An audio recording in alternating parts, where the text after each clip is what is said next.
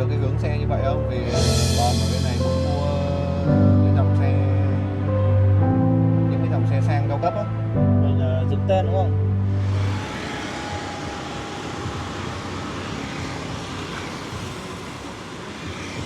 Bom của ôm Việt Nam con mẹ nó. Campuchia ở Phnom Penh á, bằng Ừ. tuổi thi á, nhưng mà bị mất Facebook nên là không có liên hệ lại được. Rồi kết bạn đi anh, kết bạn rồi. Kết bạn người ta để riêng tư á. Ok mà cùng nhau mình bằng Đẹp nha, kia đẹp nha.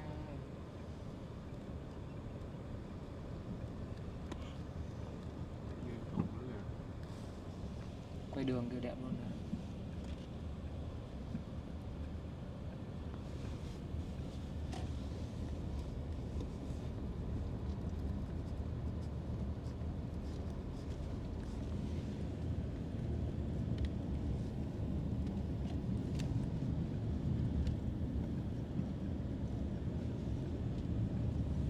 Hai vòng đôi nha, mỗi vòng 2 giờ á. Bắt bò. Công này là làm hải quan, 4 xe trở về tận nhà rồi em cũng chở. Còn với khi cho anh lâu rồi, còn anh là anh cũng thân thiết năm nay phải không? cho vào một cái túi đi, xài túi luôn.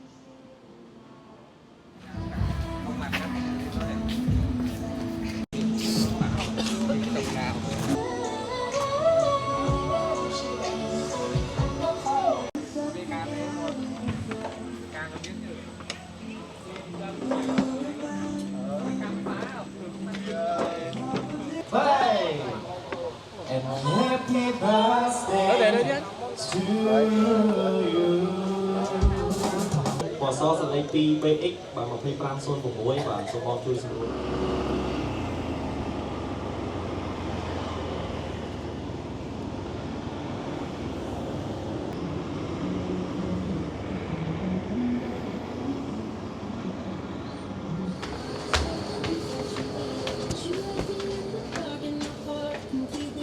You are refusing longevity, but I cannot excuse you for abusing my Sang đây về alo chứ. Be safe, I hope you will. I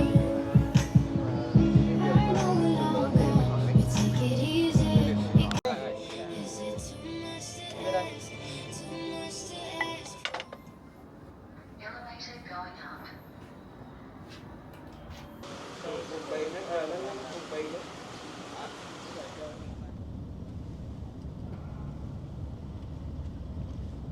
Chính là anh em mình đi hai xe túc túc vậy được.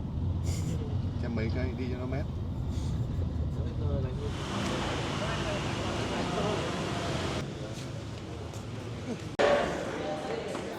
Ở đây tầm 10.000 cho 20.000 nữa thì bằng 600.000 của mình.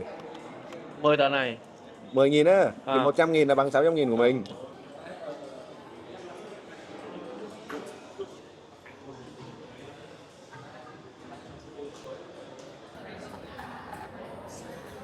cái này không biết cái gì mua về cho vợ nhỉ. Tí mình ghé đâu kiếm trên đường đi có cái chai rượu. Em ông ấy dắt đến tận bàn ông ấy rượu. Cái đấy nói là tưởng hiểu hay không? Nghĩ là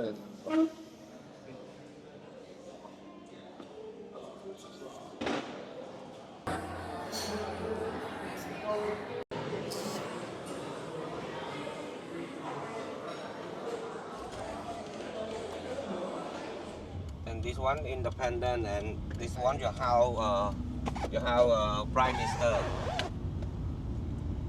Hun Sen, right? Yeah. But he cannot live in. He cannot live. He live at a house at Kandahar province.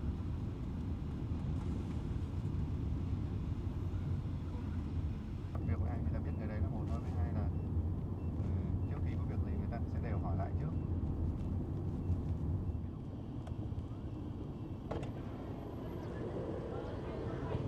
Lấy ra nên cho tờ đấy sát này.